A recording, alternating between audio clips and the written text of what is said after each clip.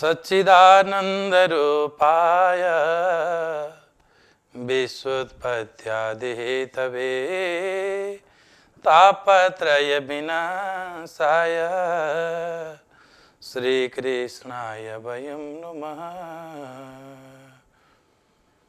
यौ तौ शङ्खकपालभूषितकरौ मालास्ति मालाधरौ देवौ द्वारवधे श्मशाननिलयो नागारि गोवाहनौ दिवित्रक्षौ बलिदक्षयज्ञमथनौ श्रीशैलजावल्लभौ पापं मे हरतं सदाशिवौ हरिहरौ श्रीवत्सगङ्गाधरौ भवानी शङ्करौ वन्दे श्रद्धा विश्वासरूपिणौ याभ्यं विना न पश्यन्ति शान्तस्वरतमेश्वरम्। गुरुर्ब्रह्मा गुरुर्विष्णु गुरुदेव महेश्वर गुरु साक्षात् परं ब्रह्म तस्मै श्री गुरवे नमः। अखण्डमण्डलाकारं व्याप्तमेन चराचरं तत्पदं दर्शितं येन तस्मै श्री गुरवे नमः। सद्गुरुदेव भगवान को जय, लक्ष्मी नारायण भगवान को जय, हमें सबै का कुलपितृहरू को जय। तमाम दर्शक महानुभावहरू, भक्त महानुभावहरू, हामीलाई देश तथा विदेशबाट हेरिरहनु भएका, टेलिभिजनको स्क्रिनमा दर्शन गरिरहनु भएका र हामीले हजुरहरूलाई दर्शन गरिएका यी सबै भक्त महानुभावहरूमा सम्बोधन गर्छु। यो अत्यन्त परम पवित्र बेला, पावन बेला, यो बिहानीको पावन बेलामा हजुर हामी यसरी साक्षात्कार गरिरहेको धेरै दिन बितिरहेको छ। आज म यो कार्यक्रमको सुरुवातमै हामीलाई जसले वृन्दावनमा भागवतका माध्यमबाट त्यस किसिमको तरिकाले सिञ्चित गर्नुभयो, भारतका र नेपालका र हिन्दू धर्मावलम्बीका लगभग हजारौं, मेरो विचारमा हजारौं, दशौं हजार कथावाचकहरू, भागवतका व्यक्तित्वहरू जसले वृन्दावनको क्षेत्रमा पढाउनु भयो, यति बेला उहाँको स्वर्गारोहण भएको कुरा मैले थाहा पाएको छु। वैकुण्ठवासी स्वर्गीय शिवकरण पाण्डे गुरुजी, जसको माध्यमबाट हजुर हामीले भागवत सुनाउने अवसर प्राप्त गरेका छौँ। हामीलाई पढाउने गुरुजी शिवकरण गुरुजीको आज चतुर्थ दिवस हो। उहाँ ब्रह्मलीन हुनुभएको, उहाँ स्वर्गारोहण हुनुभएको। त्यही यो समयलाई म उहाँका चरणमा, उहाँका आत्मामा र उहाँका त्यस किसिमको पाञ्चभौतिक शरीर नभए पनि उहाँको आत्मा साँच्चैकै वैकुण्ठमा पुगेको छ। त्यो आत्मालाई दिव्य दर्शन गर्दै सम्पूर्ण परिवारमा हार्दिक समवेदना प्रकट गरेर कार्यक्रमको सुरुवात गर्छु। आदरणीय भक्त महानुभावहरू, हामीले यो कालिका टेलिभिजनको स्क्रिनबाट हाम्रो भौतिक जीवन के हो, मानवीय जीवन के हो, मानवले मानवलाई कस्तो व्यवहार गर्नुपर्छ, अध्यात्म र भौतिकताको विषयमा कस्तो कस्तो किसिमको समन्वय छ, यसको विषयमा पहिलेका कार्यक्रमहरूमा निवेदन गरिसकेका छौँ। धर्म अहिले भर्खरै अहिलेबाट सुरुवात गर्नुपर्छ भनेर सन्त महात्माहरूले उद्घोष गरेका छन्। रात्रिर्गमिष्यति भविष्यति सुप्रभातं भास्वान् उदेष्यसि हसिष्यति पङ्कजश्री इत्थं विचिन्तयति कोशगते दिरेफे हा हन्त हन्त नलिनी गज उज्जहार। हामीले यो मानव सोला प्राप्त गरेर अरु सबै कर्महरूमा कहिल्यै पनि विचार गर्दैनौँ, निरन्तर भइरहन्छन्, प्रत्येक दिन हुन्छन्। तर जब पूजा गर्ने बेला आउँछ, पाठ गर्ने बेला आउँछ, दान पुण्य गर्ने बेला आउँछ, भगवानको स्मरण गर्ने बेला आउँछ, अनि भोलि भोलि भोलि भनिरहेका हुन्छौँ। हामीले बिहान उठिसकेपछि सुत्न पनि सबैजना रात परेपछि सुत्छौँ। साँझमा परेपछि सबैजनाले के राजा के रैती सबैजनाले भोजन गर्छौँ। बिहान भइसकेपछि स्नान आदि नित्य कर्महरू, भोजन, बाथरुम, टोयलेट यी सबैलाई पनि भ्याउँछौँ। के प्लेनमा उड्दा, के त्यस किसिमको ट्रेनमा हिँड्दा, के बस गाडीमा हिँड्दा अथवा जहाँ जे अवस्थामा भए पनि बाथरुम, टोयलेट सबै गर्न हामीले भ्याउँछौँ। नुहाउन भ्याउँछौँ, खान भ्याउँछौँ, अरू सबै कुराहरू गर्न भ्याउँछौँ। तर पूजापाठ, धर्म, कर्म यी सबै गर्नु पर्यो भने भोलि गर्ने हो, अहिले बेला भएको छैन, यो उमेर पनि छैन, यस्तो यस्तो भनेर हामीले टारिरहेका हुन्छौँ। अब त्यति मात्र कहाँ हो र, आमा बाबाहरूसँग कुरा गऱ्यो भने पनि गुरुदेव अहिले यज्ञ लगाऊ न भनेर सल्लाह भयो भने यो पालि होइन अर्को पालि, छोरी नजन्मिएको भए छोरी जन्मिसकेपछि, अब त्यो जन्मिसकेपछि फेरि मतलब तिनको भात खुवाई भएपछि, न्वारन भइसकेपछि, फेरि अरू के भइसकेपछि फेरि तिनी हुर्किँदै जान्छन् पढेपछि, अनि विवाह गरिसकेपछि फेरि भन्छन् नाति नातिना जन्मिने बेला भएको छ, अहिले होइन। नाति नातिना जन्मिन्छ, फेरि त्यो नाति नातिनाको भात खुवाईको बेला हुन्छ, त्यसपछि यही भनेर हाम्रो चोला वास्तविक जेको लागि जीवन पायौँ, जुन कर्मको लागि जीवन पायौँ, त्यो कुरा भुलेरै अरू कुराबाटै हाम्रो जीवन गइरहेको छ। विचार गरौँ भक्त, यहाँ मात्र नभएर पृथ्वीभरिका मान्छेले खाइरहेका छन्, जीवात्माले खाएका छन्, सुतिरहेका छन्, निदाइरहेका छन्, डराइरहेका छन्, मैथुन आदि गरेका छन्। यति गर्नका लागि मानव चोला होइन। साँच्चीकै भन्ने हो भने मैले अघि श्लोकको माध्यमबाट भनेको थिएँ, भर्खरै बाटै हामीले जानेदेखि युवे उमेर छँदै साँच्चीकै भगवान उनैको, श्रीहरिको, परमात्माको, अदृश्य शक्तिको, त्यो सत्ताको, यो मानव यो संसार सृष्टि गर्नेवाला सत्ताको स्मृति गर्नु हाम्रो कर्तव्य हो। यदि त्यसो गरिएन भने भोलि भन्दै गयो भने जीवन व्यर्थ जान्छ। कथावाचक गुरुजीहरूले त भजन गाउनुहुन्छ नि, अरे आज भन्यो भोलि भन्यो जिन्दगी यो बित्यो नि, प्रभु भजन कहिले नभुला हो।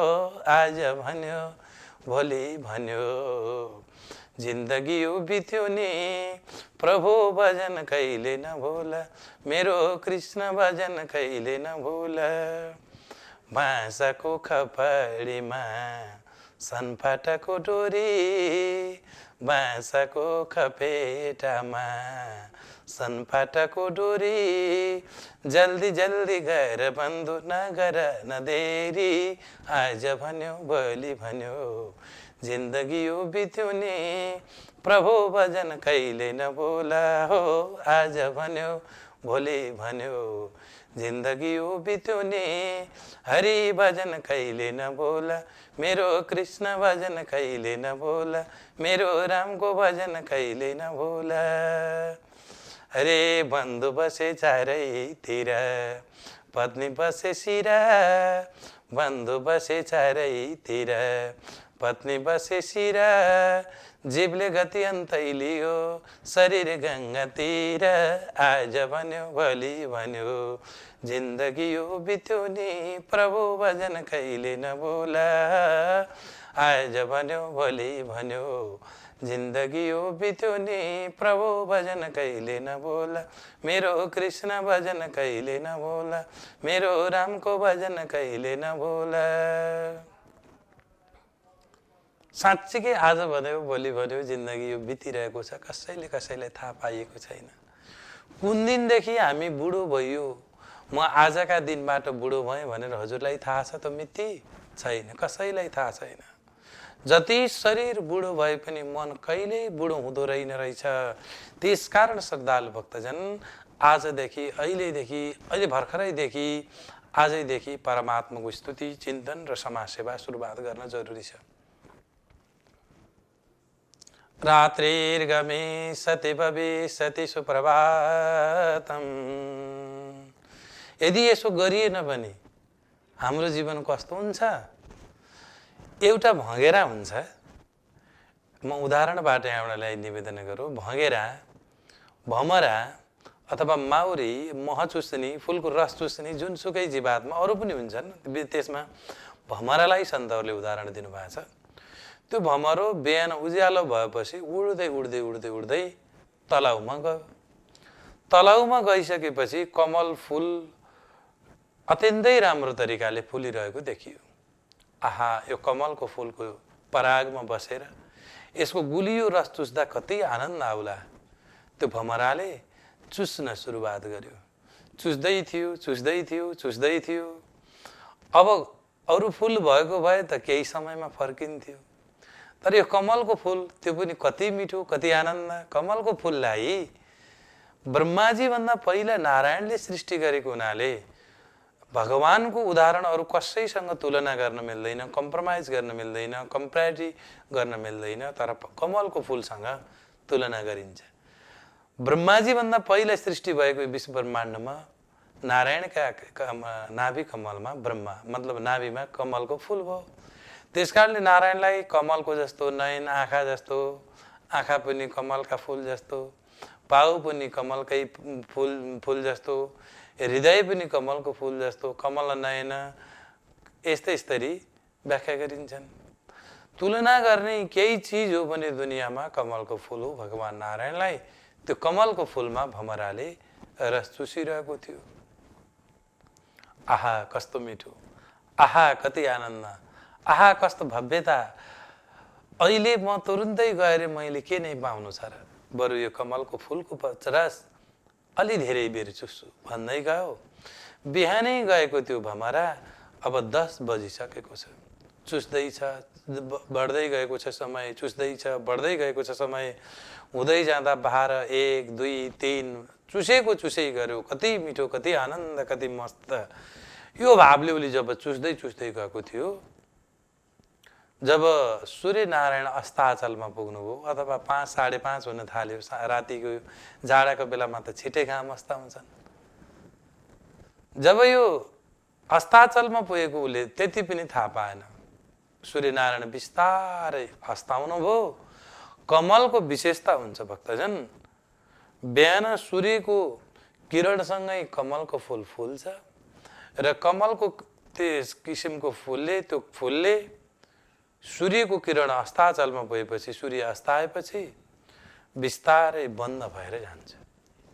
अब यहाँनिर यो कमलको फुल बन्द भयो, भित्रको भमरो थपक्कसितले भित्रै रह्यो। अब जब उड्छु भनेर चकमन्न भयो, कमलको फुल बन्द भयो, अँध्यारो हुन थाल्यो। अब उसले थाहा पायो म अब उड्नुपर्छ, जानुपर्छ। अब त बाहिरबाट उड्छु भन्दा सबै कमलका फुलका पङ्खडीले उसलाई बाँधिसकेको थियो, जान मिलेन। अब यो भमराले सोच्छ, के सोच्छ? रात्रिर्गमे सति भविष्यति सुप्रभातम् भास्वान् उदेश्यसि हसे सति पङ्कजश्री इत्थं विचिन्तयति कोशगते दिरेफे हा हन्त हन्त नलिनी गज उज्जहार।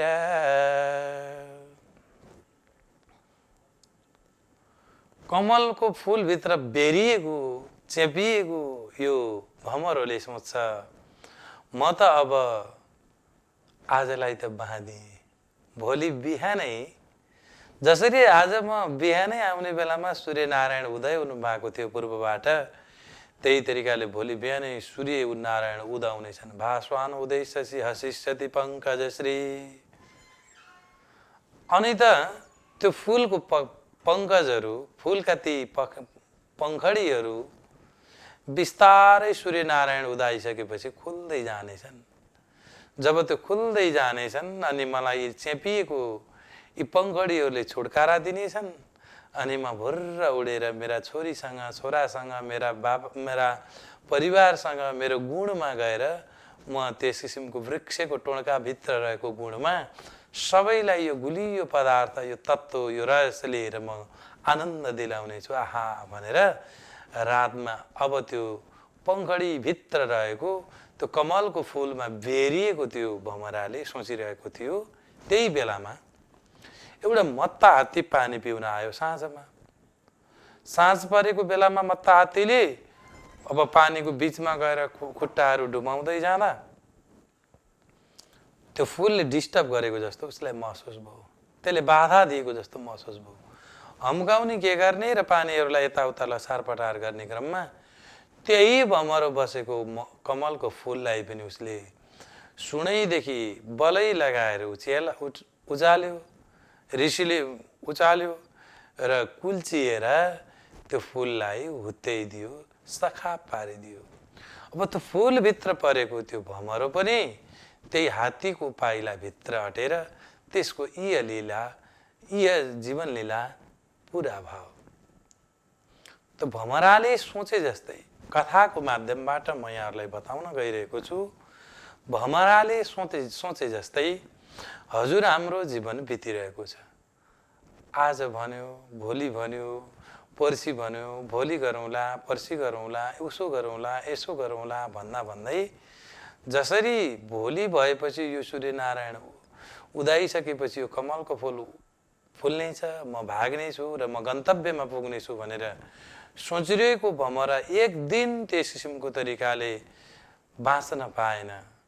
त्यही तरिकाले हजुर हाम्रा अघिल्तिर काल घुमिरहेको छ। कालले कसलाई कति बेला कहाँ किन कसरी लान्छ कसैलाई थाहा छैन। यो कसैलाई थाहा नभएको कालका अघिल्तिर हजुर हामीले जति बाँच्न पाएका छौँ, जति यो पृथ्वीमा रहेका छौँ, यो त हाम्रो फाइदाको जिन्दगी हो। उसले चाह्यो भने कति बेला उठाउँछ थाहा छैन। यो भाव ल्याइसकेपछि अब हजुरले आज गर्ने काम अहिले वर्तमानमै र भर्खरैदेखि गर्नुपर्छ। त्यति मात्र कहाँ हो र हजुर हामीले यी कामहरू मात्र होइनन्, परमात्माको भाव भक्ति प्रेम र श्रद्धा तुरुन्त अहिलेदेखि भर्खरैदेखि गर्नुपर्छ।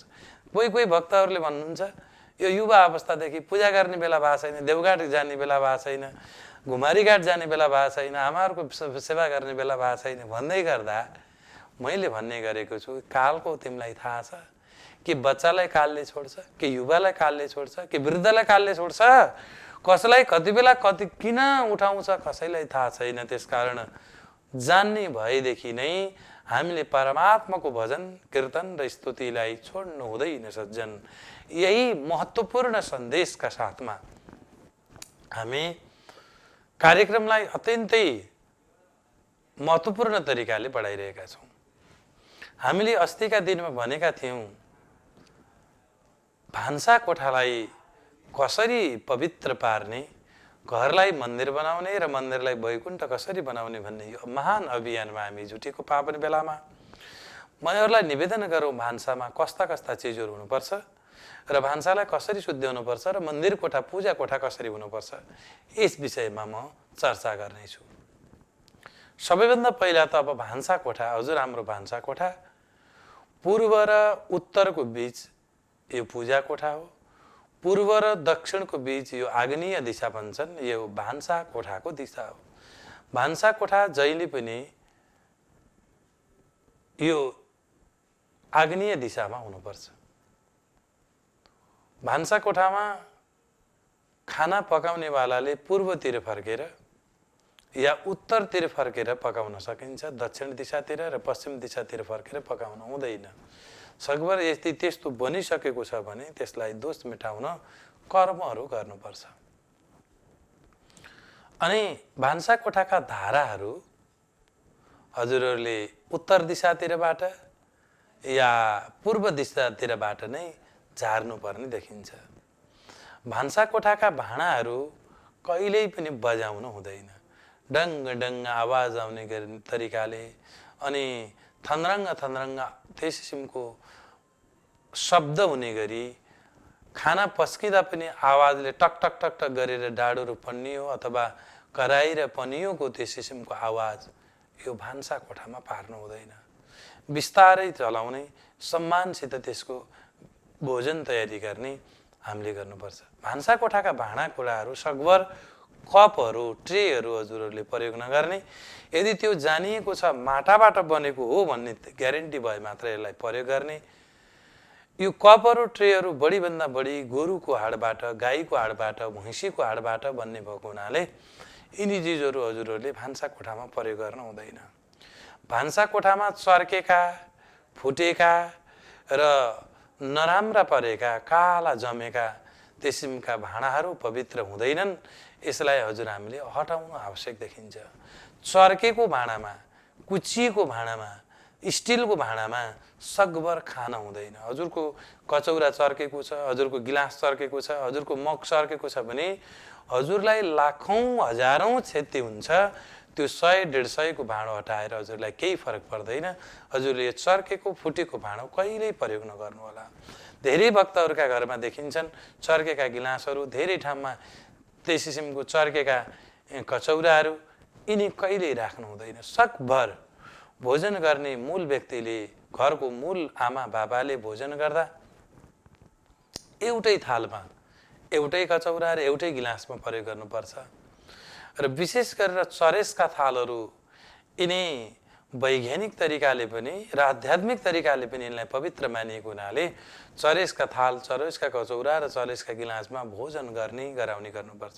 जसरी स्टिलका र सिसाका गिलासहरू चर्किन्छन् र छिटो फुट्छन्, त्यही तरिकाले भोजन गर्नेवालाले यी पात्रहरूमा भोजन गरेका खण्डमा भाग्यलाई, आफ्नो धर्मलाई र त्यस किसिमको व्यक्तित्वलाई यिनीहरूले चर्काउने र फुटाउने काम समेत गर्न सक्छन् भनेर हामीले भन्दा अत्युक्ति हुँदैन। त्यसकारण भोजन गर्दाखेरि कहिले पनि, मैले अस्तिका दिनमा पनि भनेको छु, दक्षिण फर्कनु छैन। भोजन बनाइसकेपछि भोजन बासी कहिल्यै खान हुँदैन। बासी यो पहिला त बाबा आमाहरूले जल पनि बासी हुन्छ, पानी बासी हुन्छ, बासी पानी प्रयोग नगर्ने भनेर बाहिर राख्नुहुन्थ्यो। तर अहिले अब त्यो सम्भव छैन, जारको पानी, के को पानी। तर जे होस्, भोजन चाहिँ बासी यहाँहरूले नराख्न अनुरोध गर्छु। धेरै आमाहरूले यस्तो देखिएको छ, बिहान दाल पकायो, 3 दिनसम्मलाई त्यो दाल हुने, अनि कुकर आज पकायो, पर्सि निको पर्सिसम्मलाई, 4 दिनसम्मलाई पनि त्यो कुकर नमाज्ने। यसले हाम्रो व्यक्तित्व, स्वास्थ्य र त्यस किसिमको सम्पूर्ण कुराहरू वास्तुशास्त्रमा समेत यसले हानि पुर्याएको हुन्छ। विशेष गरेर म यहाँहरूलाई निवेदन गरौँ, यो बासी सडेगलेको खाना खान त हुँदैन भन्ने डाक्टरहरूले पनि भन्नुहुन्छ। हाम्रो शास्त्रमा पकाइसकेपछि, अब शास्त्रले त आमाहरूले, बाबाहरूले जसले भोजन गराउँछ, पकाउँछ, भोजन नगरेसम्म त्यो भोजनलाई छोडेर, त्यो भान्सालाई छोडेर हिँड्नु हुँदैन। जसले पस्क्यो त्यसले अरू सबैलाई खुवाएर मात्र आफूले खानुपर्छ। भोजन बनाउनेवालाले, पस्किनेवालाले एकचोटि पस्किसकेपछि फेरि त्यहीँ जुठो थप्ने, उतातिरबाट बाँकी रहेको थप्ने, यो पनि हामीले गर्नु हुँदैन। यसले अलक्षिन भित्रिन्छ। र दानाहरू, भोजन गरेका दानाहरू, खाएका दानाहरू कहिल्यै फ्याँक्नु हुँदैन। सिता कहिल्यै फ्याँक्नु हुँदैन। एउटा कण अन्नको दाना, सितो भातको सितो कहिल्यै छोड्नु हुँदैन। यसले अपमान गरेको बुझ्छ। अन्नले श्राप दिन्छ। हेरिस्यो, स्कन्द आदि पुराणहरूमा यसको विशेष वर्णन छ। अन्न, कलीमा प्राण नै अन्नमा छ। म यहाँहरूलाई अन्नले कसरी श्राप दिन्छ निवेदन गर्छु। कुनै बहिनीले, कुनै भाइले भात खाँदै थिए, भात खाइसकेपछि धेरै भयो या मिठो लागेन, नुन आएन, उनलाई के भयो, भात फ्याँके। त्यो फ्याँकिएको एकमुठी दानाले अथवा फ्याँकिएको एकमुठी अन्नले, एक बोनो भातले त्यो भाइलाई, त्यो दिदीलाई, फाल्नेवाला व्यक्तिलाई भन्छ, हे मनुष्य, त शब्द मात्र बोलेको बुझ्छस्, मनको कुरा नबुझ्न सक्छस्, तर मेरो मनको कुरा तैँले बुझिनस्। आज म कति छामबाट बचेर आएको छु भनेर तैँले मलाई सोधिस् भने थाहा पाउँछस् अन्नको महत्त्व के हो। कसैले सोध्यो, हाँ भन भाइ, हे अन्न, त कति ठाउँमा बचेर आएको छस्। अन्नले, अब फ्याँकिएको अन्नले हामीलाई सुनाउँछ, हे मनुष्य, म पहिला धानको बिउको रूपमा थिएँ। बिउ हुँदा मेरा साथीहरूलाई कति पुतलाहरूले खाए, कति घुनले खाए, कति त्यस किसिमको उम्रिनै नसकिने भए, त्यसबाट पनि म बाँचेर आएँ। जब बिउ लिएर गएर खेतमा छरियो अथवा धान राख्ने, धानको बेर्न पार्ने स्थानमा लगेर छरियो, कति साथीहरू पानी नपाएर, कति साथीहरू मल नपाएर, कति साथीहरू धान मेरा साथीहरू कति चराले खाएर उहीँ गए, म बाँचे। जब म उम्रिएको थिएँ, अब फेरि च्यात्ने बेलामा बिउ, धानको बिउको बेर्न सार्ने बेलामा अथवा रोप्ने बेलामा त्यो धानको बिउ च्यात्नेवालाले अलिक ख्याल गरेन भने ज्वरो चुडालेर त्यो मर्छ। त्यसबाट पनि मेरा धेरै साथीहरू मरे, म बाँचे।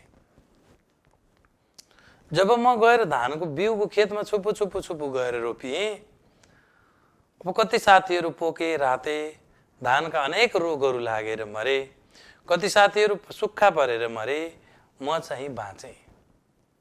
अब जब धान तयारी हुँदै जान्छ, फेरि अलि धेरै पानी, धेरै त्यस किसिमको मोटो र धेरै मल पर्यो भने पनि हौसिएर, बढेर, ढलेर पसाउन सक्दैन, त्यसबाट पनि म बाँचेँ।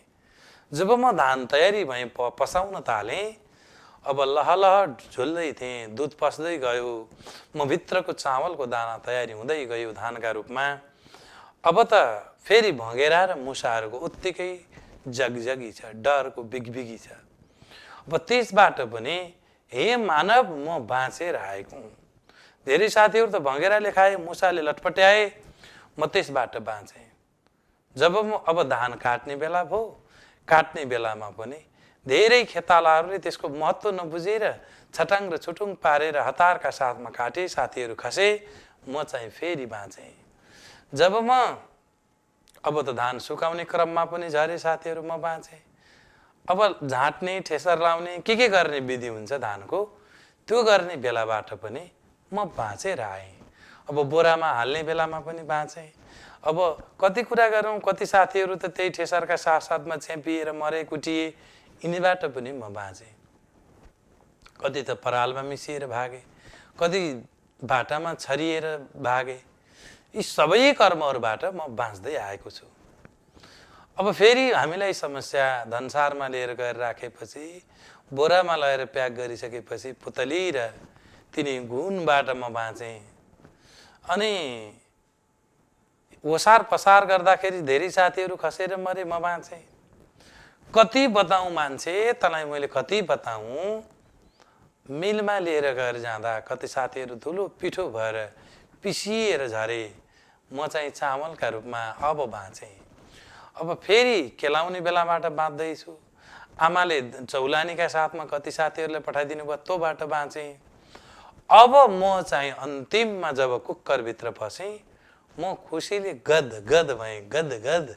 यति गदगद भएँ, यसको सीमा रहेन मसँग। म त अब मनुष्य मात्रले मलाई खान्छ, मनुष्य मात्रले मलाई खाइसकेपछि मबाट आएको ऊर्जा र त्यो तेजबाट समाजको सेवा गर्छ, राष्ट्रको कल्याण गर्छ, आफ्नो तर्फबाट अरूलाई हानि चाहिँ पुर्याउँदैन भनेर शक्ति प्रदान गर्ने ममा त्यो तेज र शक्तिको वृद्धिका लागि मैले अत्यन्तै खुसी भएँ। अब मान्छेले मलाई खान्छ भनेर म खुसी भएर भित्र नाच्न थालेँ। कुकरभित्र नाच्छ नि भक्त चावलहरू, जब नाच्दै नाच्दै जान्छ, जब खुसी हुँदै भुरकुसी मार्दै म गएँ, म त भक्तलाई अथवा यो मान्छेलाई खान सार होला, चपाउन दुःख होला भनेर म कम्लो भएर तयारी भएँ। अब तिमीले मलाई बाहिर लिएर आएर थालमा राखेर नमिठो भनेर, स्वाद आएन भनेर, अघाएँ भनेर फ्याँक्यौ भने, हे मनुष्य, यति धेरै ठाउँबाट म बाँचेर आएको म भातलाई, चामललाई, प्रसादलाई तिमीले अपमान गर्यौ, फ्याँक्यौ भने तिमीलाई धिक्कार छ। अब बुझ्नुपर्ने कुरा यही हो भक्त।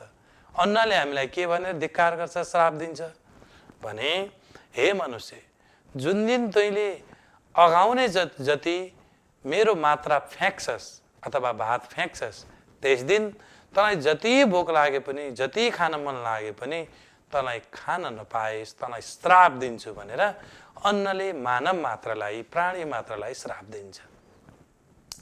त्यसकारण खान जति पनि हुन्छ फ्याँक्न, एक सिता, एक दाना, एक एक कण, एक एक धुलो, एक एक त्यस किसिमको रसहरू बनाइसकेको भोजनहरू फ्याँक्न मनाही छ। धेरैजनाले अहिले विभिन्न पार्टीका नाम, हुन त यो कोरोनाका बेलामा त यो छैन, तर पनि पार्टी प्यालेसहरूमा जाँदा थोरै खाए जस्तो गर्ने, अरू धेरै फ्याँकेको देखियो। यसले व्यक्तित्व झल्किँदैन भक्त, अन्नको महत्त्व नबुझेको बुझिन्छ भक्त। त्यसकारण एक एक दानाहरू चाटी खोजी हजुर हामीले भोजन लिनुपर्छ। तर यसो भन्दैमा धेरै खाना हुँदैन भनेको होइन, हजुरले प्रशस्ति हजुरको इच्छाअनुसार खाने हो, तर फ्याँक्ने चाहिँ होइन। धेरै भक्तले भन्छन् गाईलाई बाँकी रहेको गाईले खान्छ, भैँसीले खान्छ। गाई र भैँसीको लागि यदि हजुरले बनाउने भने छुट्टै दाना पकाउनु पर्छ। भोजन बाँकी रहेको जुठो दाना अनि वस्तुलाई अथवा गाईलाई त दिन हुँदैन। गाईलाई त सबैभन्दा पहिला गाई ग्रास निकाल्नुपर्छ। गाईको लागि पहिल्यै निकालेर लगेर दिइदिनुपर्छ। भोजन पाकिसकेपछि सबैभन्दा पहिलोचोटि पस्काउँदाखेरि गाईका लागि निकाल्ने 1 पोनो चामलको भात अथवा जुनसुकै भोजनहरू पनि पहिलो रोटी गाईको लागि दिइदिनुपर्छ। दोस्रो कीट पतङ्गको लागि वरिपरि छरिने कमिला आदिहरूको लागि छर्किने चलन छ। तेस्रो घरमा पालेका कुकुर आदिहरूको लागि तेस्रो घाँस निकालिन्छ। अनि बल्ल मानव मात्रले र पाहुनाहरूले भोजन गर्ने यो शास्त्रीय परम्परा हो। त्यसकारण फ्याँकिएको अन्नलाई वस्तुले खान्छन् अथवा गाईले खान्छन् अथवा अरू कुकुरहरूलाई दिइदिने हो भनेर अब प्रयोग नहुन भन्दा त प्रयोग भएकै राम्रो। यद्यपि सबैभन्दा पहिले नै प्रयोग गर्नुपर्ने यो भूत यज्ञ हो, पञ्चभूतहरूको यज्ञ हो। त्यसकारण श्रद्धालु भक्तजन अन्नहरू कहिल्यै हजुर हामीले फ्याँक्नु हुँदैन। अन्नबाट नै हाम्रो शरीर हुन्छ, शरीर बन्छ। वेदले भनेको छ अन्नमय प्राण, अन्नमय हाम्रो जीवात्मा हो। हजुर हामी जन्मिँदा सानो 3-3.5 केजीको बन्छौँ। हामी 3.5 केजी 3 केजीका बच्चा यति ठुलो 70 केजी 80 केजी 60 केजी 45 केजीका कसरी भयौँ त? के खाएर भयौँ त? हामीले पानी, दुध, दाल, भात, रोटी यिनै चिजहरूबाट नै हाम्रो शरीर तयारी भएको छ। त्यसकारण विचार गर्दै जाने हो भने यो अन्नले नै हाम्रो शरीर तयारी गरिसकेको छ। यही अन्नले बाबा र आमाले खाएको अन्नले नै वीर्य र रज, बाबाका शरीरमा वीर्य र आमाका शरीरमा रज तयारी भएर बच्चाको तयारी भइरहेको हुन्छ। र फेरि जन्मिसकेपछि पनि शरीरको वृद्धिका लागि अन्न नै चाहिने भएको हुनाले अन्नको भरपूर सदुपयोगका साथमा यो प्राण दिने, शरीरको वृद्धि गर्ने, रक्षा गर्ने र शक्ति दिने अन्नलाई दुरुपयोग गर्न हामीले हुँदैन। जसले अन्न फ्याँक्यो त्यसले ब्रह्मलाई फ्याँक्यो। जसले अन्नको महत्त्व बुझ्यो, जसले भोजनको महत्त्व बुझ्यो, त्यसले साँच्चीकै परमात्मालाई बुझ्न सुरुवात गर्यो। यदि अन्नको वास्ता गरेन, यदि जीवात्माको रक्षा गर्ने, प्राणको रक्षा गरेन, वास्ता गरेन भने त्यसले अरू कुछ बुझ्न सक्दैन, अरू धेरै लामो कुरा बुझ्न सक्दैन। महान मान्छेले महान काम गर्दैनन्, ससाना कामहरूलाई महान तरिकाले गर्छन्। अन्न सानो चिज होइन। यो ससाना चिजहरूलाई पनि, अन्नादि गरिएका चिजहरूलाई पनि, घरका ससाना कामहरूलाई पनि व्यवस्थित तरिकाले लानु यो महानतम भन्ने कार्य हो। त्यसकारण श्रद्धालु भक्तजन अन्न र भोजनालयमा विशेष किसिमको ध्यान दिन जरुरी छ। धेरै भक्तका घरहरूमा यी कराईहरू नमाजेको, धेरै काला परेको, थोत्रिएको, धेरै वर्षको चिजहरू त्यहाँ टाँसिएको देखिन्छ। यस्तो गर्नु हुँदैन। यसले हामीलाई दिमागमा नकारात्मक असर पारेर त्यसैले मानसिक सन्तुलन समेत हलचल ल्याउन सक्छ। त्यसकारण अत्यन्त सफा, अत्यन्त स्वच्छ र शुद्ध साजी अथवा आजै बनाएको आजै चिज आज खाने गर्नुपर्छ। म त बच्चाहरूको बाल संस्कार पनि लेखेको एउटा पुस्तक लेखेको व्यक्तित्व हुँ। बच्चाहरूलाई विशेष गरेर मातापिताहरूले, बाबाआमाहरूले जङ्क फुडहरू निषेध गर्नु होला। हजुरहरूले दिएका यी प्याकेट भएर बाक्सा अथवा प्लास्टिकमा प्याकेट भएर आएका, प्याकेटिङ भएर आएका चिजहरू कहिल्यै पनि शुद्ध हुँदैनन्। यिनी पुराना धेरै पहिला पाकिसकेका हुन्छन्, यिनलाई तयारी गरिसकेको हुन्छ।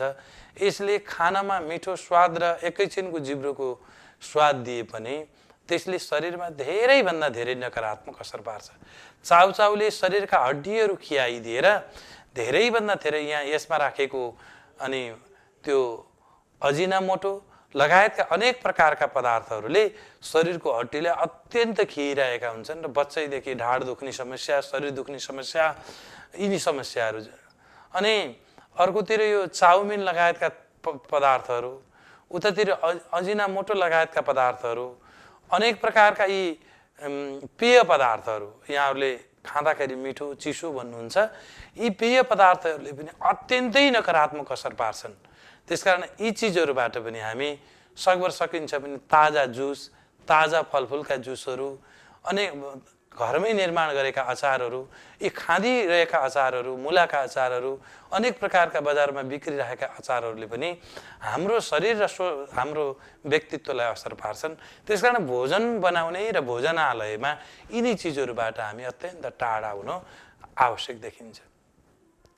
धर्मले बाँच्ने कला सिकाउँछ, आर्ट अफ लिभिङलाई सिकाउँछ।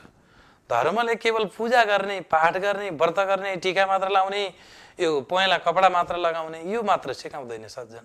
धर्मले त साँच्चीकै आफूलाई परिवर्तन गरेर आफूलाई म राष्ट्रका लागि हुँ, म मात्र होइन, मेरा लागि मात्र होइन, म सिङ्गो राष्ट्र हुँ, सिङ्गो समाज हुँ, मैले गरेको व्यवहारले सारा समाजलाई असर पार्छ भनेर एउटा व्यक्तिलाई सामाजिकीकरण गर्ने कार्य धर्मले सिकाउँछ। कसैले धर्म भनेर के हो भनेर सोध्यो भने अरू सबै हजुरले गर्ने कर्म जति धर्म हो। तर म त भन्छु एउटा महाभारतको श्लोकबाट धर्म वास्तविक धर्म के हो? आत्मान प्रतिकूलानि परेशान बदाचरेत, यो धर्म हो। यो भनेको के हो भने आफूलाई जे मन पर्छ त्यो अरूसँग गर, आफूलाई जे मन अरूले गर्दा पर्दैन, आफूलाई अरूले जे व्यवहार गर्दा मन पर्दैन त्यो अरूसँग पनि नगर, यो धर्म हो। हजुर हामी कसैलाई कति राम्रो रहेछ, कति राम्री रहेछ, बुढी भए पनि कति राम्री, कति आहा कति राम्री भन्दा हामीलाई मनपर्छ। बुढी भएकी मान्छेलाई तिमी कति बुढी, थोत्री, काली, बुर्ची, दाँत पनि नमाकी भनेको मनपर्छ? पर्दैन। आफू अरू हजुरलाई भनेको मन पर्दैन भने अरूलाई पनि त्यो मन पर्दैन भनेर बुझ्नु।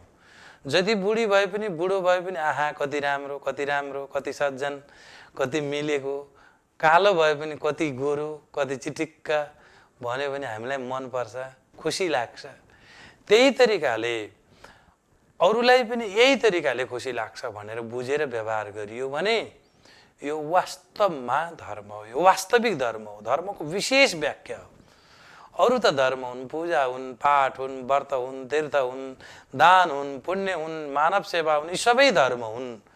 धर्म विशेष धर्म, अरूलाई व्यवहार गर्नु यो विशेष धर्मको कुरा हो।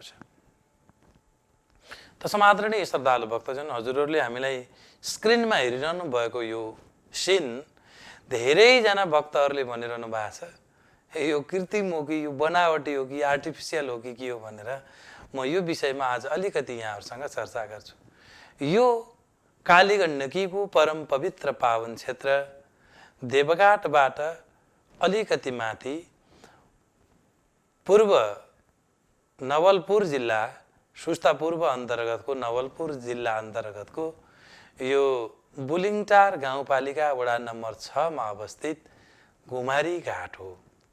यो घुमारी घाट अत्यन्त परम पवित्र पावन क्षेत्र हो।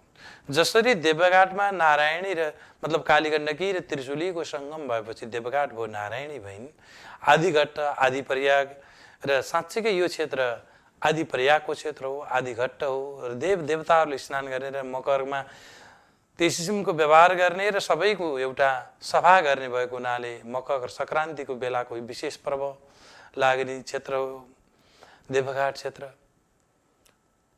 त्यही तरिकाले यहाँभन्दा माथि यो कालीगण्डकीको किनारमा रहेको यो बुलिङटार गाउँपालिका वडा नम्बर 6 को यो घुमारी घाटको क्षेत्र, यो घुमारी घाटको क्षेत्र हो।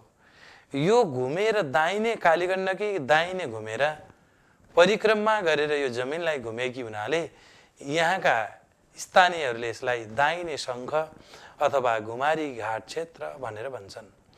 यो उत्तर वाहिनी क्षेत्र हो। विशेष गरेर अरू गण्डकीमा 1000 चोटि स्नान गरेको भन्दा घुमारीको गण्डकीमा एकचोटि मात्रै गण्डकी उत्तरतिर बगेको क्षेत्रमा गएर एकचोटि मात्रै स्नान गर्नाले एकैचोटिबाट हजारौँ गुणा पुण्य हामीलाई प्राप्त हुने कुरा स्कन्द पुराणमा लेखेको छ। गण्डकी च सतत्वा स्नात्वा भनेको छ। अरू ठाउँमा गएर 100औं चोटि स्नान गर्नुभन्दा गण्डकीको क्षेत्रमा यो घुमारीको क्षेत्रमा एकचोटि मात्रै स्नान गर्नाले साँच्चीकै पितृहरू तर्छन्। यो घुमारी घाटमा विशेष गरेर अहिले हामीले माधव र मानव सेवा गर्ने काममा लागिरहेका छौँ। यहाँ एउटा 2 बिघा भन्दा ठुलो क्षेत्रलाई हामीले समेटेर यो हजुरहरूले देख्दै गरेको नारायण कृष्ण चरणामृत न्यौपानेले एउटा माधव र मानव सेवाको आश्रमको परिकल्पना गरेर काम अगाडि बढाइसकेको छ र यो पावन क्षेत्रमा आमा आश्रम निर्माण गर्ने र तमाम अनाथ भएकी आमाहरूको रक्षा गर्ने यो पावन कार्यमा हजुर हामी विशेष जुट्नु छ र यो घुमारी घाटको क्षेत्रको परिचयको कार्यक्रम भोलिका दिनहरूमा पनि विशेष जोड्ने बाचा गर्छु र आजका यो यति बेलासम्म हजुरहरू जसले यो हाम्रो कार्यक्रमलाई यो आध्यात्मिक जागरण कार्यक्रमलाई हेरेर सहयोग गर्नुभयो तमाम भक्तजनहरूका दिनहरू र रातहरू सुखमय बिताउन्। कोरोनाको महामारीबाट हजुर हामी सबै बच्न सफल भइयोस् भगवानसँग यही दिव्य निवेदन गर्दै आजका सम्पूर्ण कार्यक्रमबाट मैले बिदा माग्नुपर्ने बेला भइसकेको छ। हजुरहरूको भोलि यति बेला 6 बजेदेखि 7 बजेसम्मको पावन बेलामा हजुरहरूका साथमा आउने प्रतिबद्धता गर्दै वाणीलाई विराम गर्छु। हरिओम तस्सत् नमः।